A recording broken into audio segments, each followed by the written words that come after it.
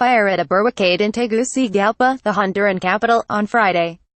Protests demanding an impartial count of the votes from the presidential election turned violent in some places. Gustavo, AmadorEuropean Pressphoto agency, Mexico City. The Honduran government imposed a curfew on Friday and ordered security forces to move against protesters blocking roads and bridges, escalating a political crisis over the disputed count of votes from the presidential election last weekend. The announcement late Friday came after what began as peaceful demonstrations by supporters of the opposition candidate, Salvador Nasralla, turned violent in some places. The government said the curfew would go into effect for 10 days, during which time anyone found outdoors between 6 p.m. 6 a.m. could be arrested. The move by the government of President Juan Orlando Hernandez, who is seeking a second term, prompted fears that he might try to find a way to stay in office even if the final vote count went against him. Edmundo Oriana, a former Justice and Defense Minister, said on Twitter that to issue such a decree while votes are being counted was the same thing as a coup d'état. Despite the government's announcement, the opposition planned to resume negotiations with the country's election commission on Saturday aimed at restarting the stalled ballot count and reviewing the results. The commission, which is dominated by Mr. Hernandez's allies in the Conservative National Party, has behaved erratically since the polls closed on Sunday. It waited almost 10 hours to release the first results, which showed Mr. Nasralla ahead by 5 percentage points with 58% of the polling places counted. But the count then stalled until Tuesday afternoon, and after it resumed, Mr. Hernandez steadily closed the gap and eventually overtook Mr.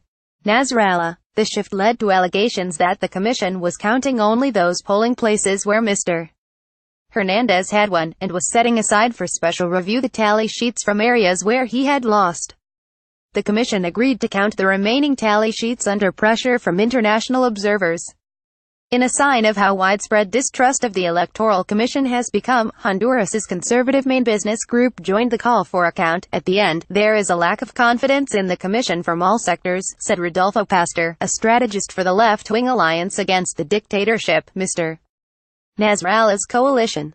The perception that there was manipulation has been created. The opposition has asked the Electoral Commission to disclose vote databases, and it demanded a recount in 3 departments where turnout was said to be about 20 percentage points higher than the average elsewhere in the country.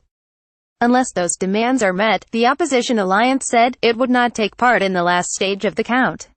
That would endorse fraud, Mr. Pastor wrote in a text message. Protesters blocked roads and bridges for a second day on Friday to demand an impartial count. In some places they burned tires, filling the air with thick black smoke. There was some looting, and security forces clashed with protesters in several places, leading to injuries. A burning car in Tegucigalpa. Opposition supporters said the violent protesters and looters were infiltrators, sent to create an excuse to deploy the security forces. Jordan Perdomo agents France Press, Getty Images. Opposition supporters charged that the violent protesters and looters were infiltrators, deployed to give the government an excuse to use the security forces. Vice President Ricardo Alvarez acknowledged that many of the looters were people taking advantage of the situation, not supporters of the opposition. The political turmoil adds to the problems facing Honduras, where 2/3 of the population lives in poverty. Street gangs and drug traffickers operate freely in parts of the country, and despite a fall in the homicide rate, Honduras is still one of the deadliest countries in the world outside a war zone. Corruption is endemic. Hondurans marched in the streets for weeks in 2015 to protest the theft of hundreds of millions of dollars from the main public health system. High-ranking police officers linked to the assassination of 2 anti-drug officials were removed but have not been investigated. The post-election unrest also highlights the intense polarization in Honduras, a political divide that burst to the surface in 2009, when President Manuel Zelaya was ousted in a coup. Zelaya's move to the left, including a growing closeness to Venezuela, had alarmed the country's political and business elites. At the time, however, they justified the coup by arguing that Mr. Zelaya had been seeking to get around a constitutional ban on re-election. There's an institutional weakness and a matter of political culture, said Dan Restrepo, who was an advisor on Latin America at the National Security Council during the Obama administration.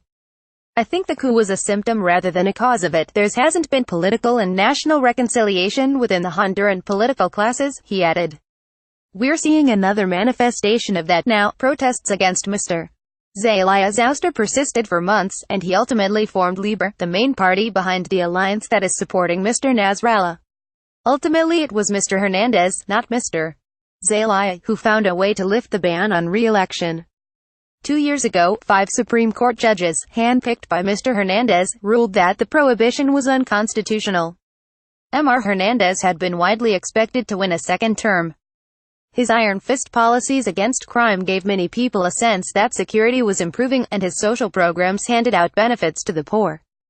His allies in the media assured favorable coverage during the election campaign, and despite campaign finance restrictions, his ads accounted for almost 2/3 of all campaign publicity, according to a report released this week by election and observers from the European Union.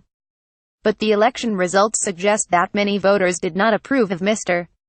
Hernandez's growing control over the government. There is a manifestation of displeasure from a large sector of society with the manner in which he has governed. Mr. Restrepo said. A version of this article appears in print on December 3, 2017, on page A14 of the New York edition with the headline "Turmoil in Honduras Prompts Curfew."